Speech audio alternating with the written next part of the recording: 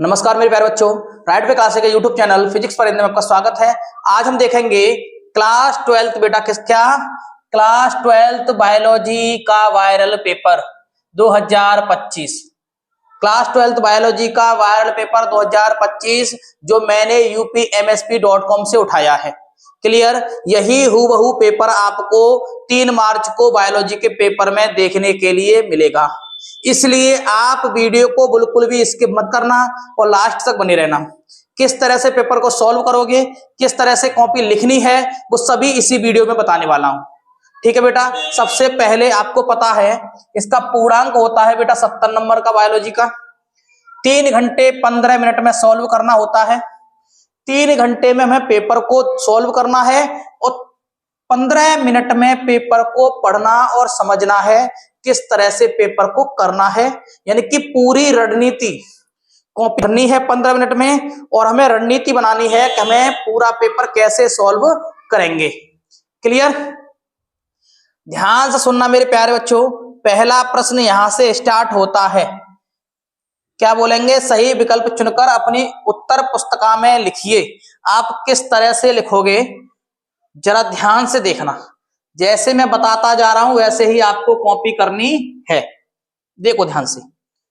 तो पहला प्रश्न है क डाल के आप किस तरह से लिखोगे ये भी देख लीजिए। आप उत्तर जब भी लिखोगे तो लिखोगे प्रश्न 1 का क, प्रश्न 1 का क, नीचे लिख दोगे बेटा उत्तर, जो भी इसका उत्तर हो। उत्तर किस तरह से लिखोगे? उत्तर डाल के आपको जो भी पॉइंट सही लगे उसको लिखना है हिंदी सहित। कैसे? देखो, निम्न में से कौन सा भाग पुष्प नर जनन अंग का प्रतिनिधित्व करता है? ध्यान से सुनना, इसका राइट आंसर क्या होगा बेटा? देखो, हम जानते हैं पुष्प का कौन सा भाग नर कहलाता है? पुमंग। क्या कहलाता है? पुमंग। पुष्प के नर भाग को पुमंग और पुष्प के मादा भाग को बोलते हैं बेटा जायंग। क्या बोलते हैं? जायंग। ध्यान से सुनना, पुष्प का नर भाग कहलाता है पुमंग, पुष्प का मादा भाग कहलाता है जायंग। तो कौन सा राइट आंसर होगा इसका? पुमंग। क्या राइट आंसर होगा? पुमंग। तो किस तरह से लिखोगे कॉपी में? पॉइंट 1 का आंसर है बेटा पुमंग। इस तरह से आपको लिख के आनी है कॉपी में।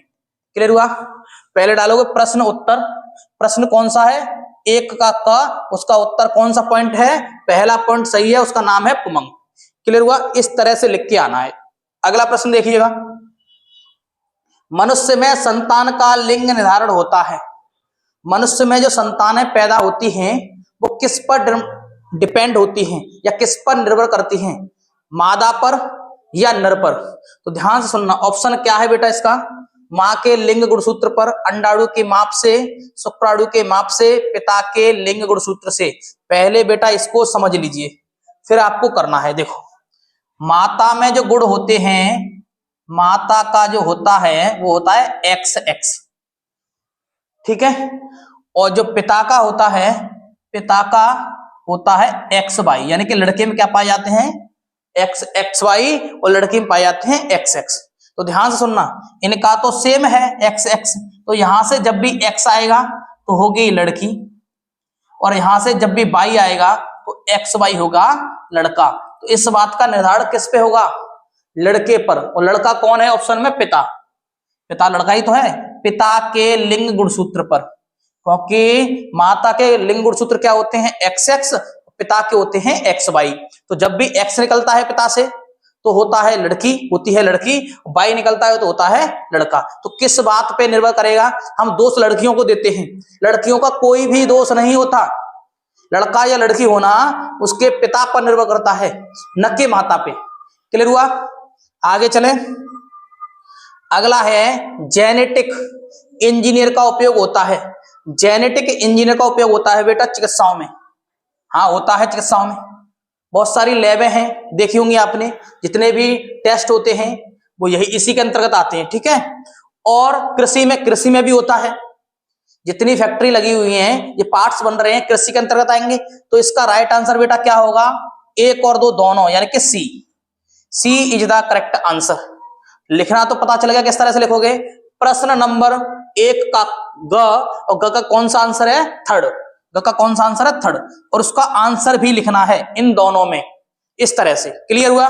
आगे चले अपन लोग, कोई दिक्कत?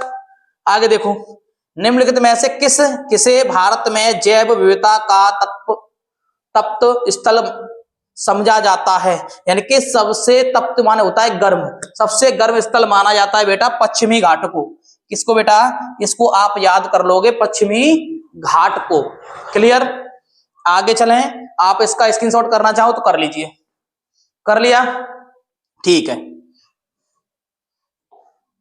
और मैं आपको बेटा बता दूं, इस चैनल पे आपको physics, chemistry, bio all subject यानी कि हिंदी, इंग्लिश ऑल सब्जेक्ट के सॉल्यूशन भी कराए जाएंगे, उसका रिव्यू भी दिया जाएगा, जैसे आप पेपर में देखे आए हो तो कितना सही है कितना गलत है, वो भी सॉल्यूशन कराए जाएंगे इसी चैनल पे। तो अभी तक बेटा चैनल को सब्सक्राइब नहीं किया है तो चैनल को सब्सक्राइब कर लीजिए और बेल आइकन दबाकर घंटा को ऑन कर लीजिए, जिससे कि आपके पास समय से वीडियो की नोटिफिकेशन आ सके।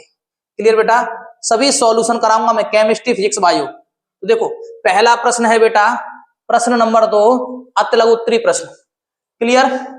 पहला प्रश्न क्या पूछा गया है, क्लाइनफेक्टर एवं टर्नर सिंड्रोम में गुणसूत्रों की संख्या लिखिए। तो ध्यान सुनना, गुणसूत्रों की संख्या कितनी होती है बेटा? देखो, इसमें होती है क्लाइनफेक्टर में कितनी बेटा, यहां पे लिख दे रहा हूं, ठीक है? इसका आंसर यहां पे कितनी, 47। और 47 को आप लोग कैसे लिखोगे? इसको लिखोगे 44 प्लस एक्स एक्स बाई 47, ठीक? और किसमें, टर्नर सिंड्रोम में होती है बेटा कितनी, 45। कितनी, 45। किस तरह से लिखोगे, 44 प्लस एक्स।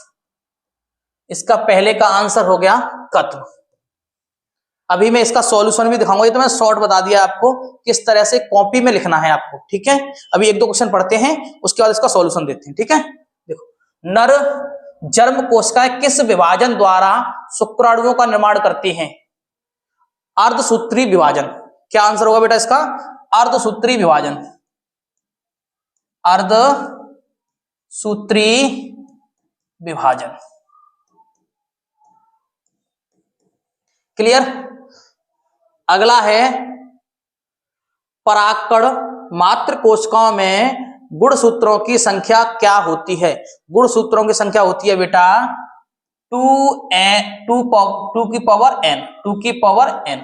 इस तरह से इसका सॉल्यूशन, ये तो मैंने शॉर्ट बता दिया, और आपको डिटेल में देखना है तो देखिए एक बार, डिटेल में भी आपको दिखा दो। देखो, डिटेल में भी आप देख सकते हो किस तरह से आपको बोर्ड में लिख के आना है। तो देखिए, पहले का आंसर बेटा देखोगे, ये है पहले का आंसर। देखो, पहला जो मैंने बोला था उसका बेटा एक बार रुको, उसका आंसर एक बार देख लीजिए। जो पहला प्रश्न था उसका आंसर किस तरह से लिखोगे, क्लाइनफेक्टर सिंड्रोम में कुल संख्या होती है 47 यानी कि 44 प्लस एक्स एक्स वाई, और गुणसूत्र एवं टर्नर सिंड्रोम में कुल संख्या होती है 45 यानी कि 44 प्लस एक्स, गुणसूत्र उपस्थित होते हैं। इस तरह से पहले आंसर को आप लिखोगे। क्वेश्चन नंबर 2 जो था उसका आंसर कैसे लिखोगे, नर जर्म कोशिकाएं अर्धसूत्री विभाजन द्वारा शुक्राणु का निर्माण होता है। अर्धसूत्री विभाजन द्वारा शुक्राणुओं का निर्माण होता है। किसके द्वारा? अर्धसूत्री विभाजन द्वारा। दूसरे का आंसर क्लियर?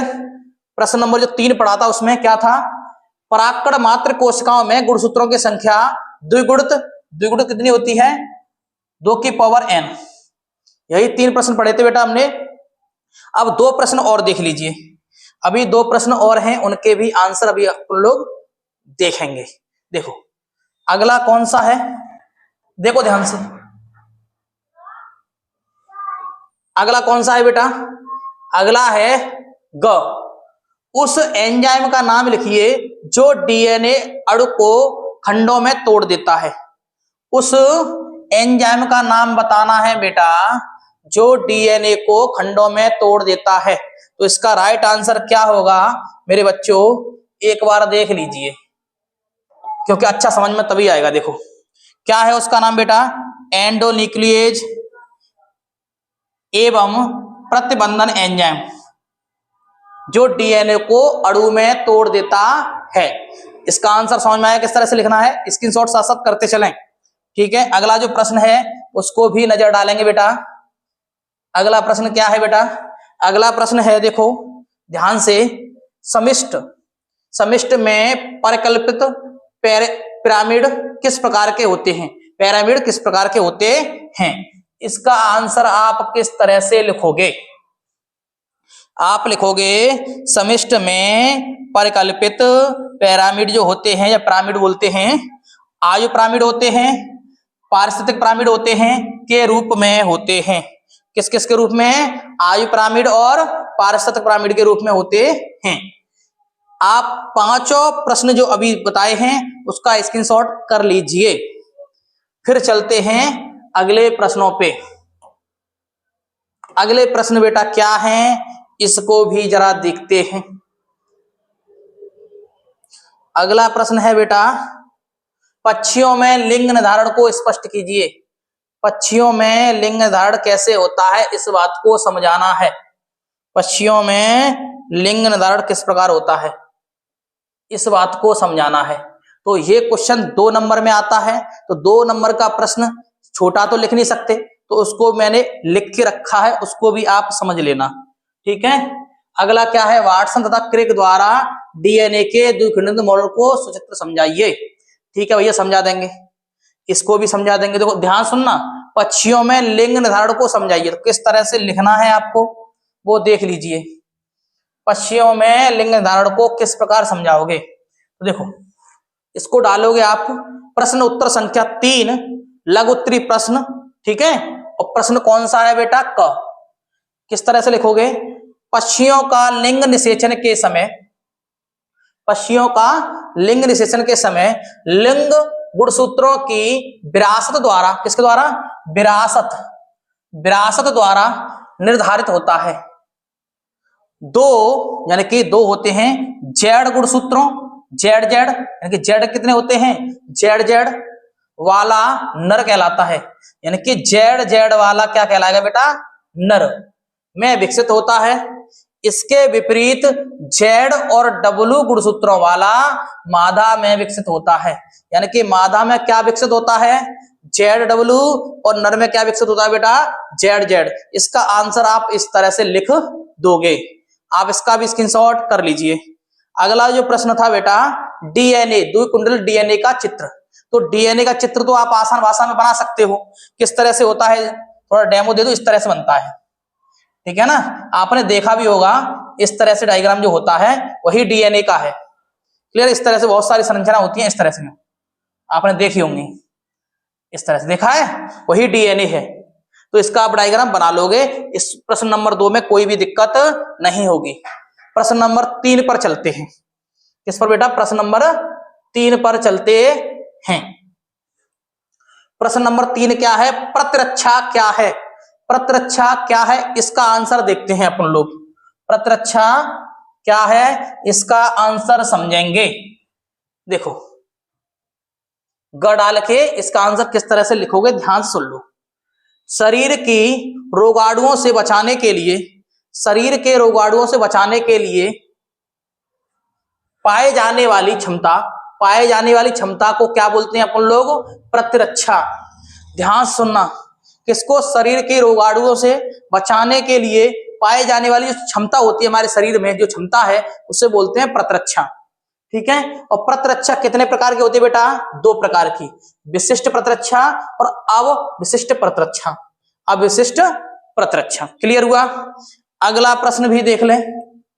अगला प्रश्न क्या पूछ रहा है हमसे? अगला प्रश्न है बेटा, आर्किड पौधे आम के पेड़ की शाखा पर उग रहा है।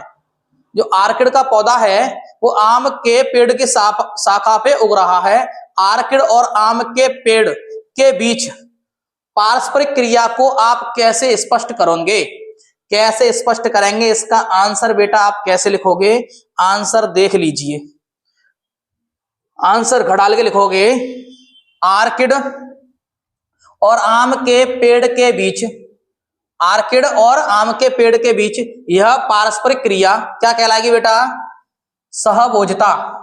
सहभोजता अथवा परोपकारिता का उदाहरण है। किसका उदाहरण बेटा? सहभोजता या परोपकारिता का उदाहरण है। हम परोपकारी तो कर रहे हैं, इस दूसरे पे जब दूसरा पौधा उग रहा है तो परोपकार हो रहा है। जहां दोनों पौधे लाभान्वित होते हैं। लाभान्वित इसका मतलब है दोनों पौधों को लाभ होता है। लाभान्वित गलत, सही लिखा है, लाभान्वित होते हैं अर्थात दोनों पौधों को लाभ होता है इस तरह से उगने में, परंतु एक दूसरे को न तो हानि पहुंचाते हैं और ना ही प्रभावित करते हैं। कोई भी पौधा एक दूसरे को हानि नहीं पहुंचाता, ना ही नुकसान पहुंचाता है, ना ही प्रभाव डालता है। क्लियर हुआ? तो इस तरह से मैंने आपका कहां तक सॉल्यूशन करा दिया, देख लीजिए किस तरह तक, कहां तक हो गया सॉल्यूशन इसका। इसका सॉल्यूशन हो गया बेटा इस जगह तक। अभी कितना बचा हुआ है? प्रश्न नंबर 4, 5, 5 के बाद 6, 7, 8, 9। ठीक है, इसकी बेटा मैं अलग से वीडियो बना दूंगा क्योंकि वीडियो बहुत लंबी हो जाएगी। आप लोग सपोर्ट नहीं कर रहे हो, वीडियो कम देखते हो। अगर मुझे लगेगा कि आप कमेंट करोगे सर इसका पूरा सॉल्यूशन लेके आइए, तो मैं वन शॉट में भी ला सकता हूं, और अन्यथा की स्थिति में जो बचा हुआ है उसको अगली वीडियो में समझा दूंगा। क्लियर बेटा? तो मिलते हैं नई वीडियो में, तब तक के लिए जय हिंद, वंदे मातरम।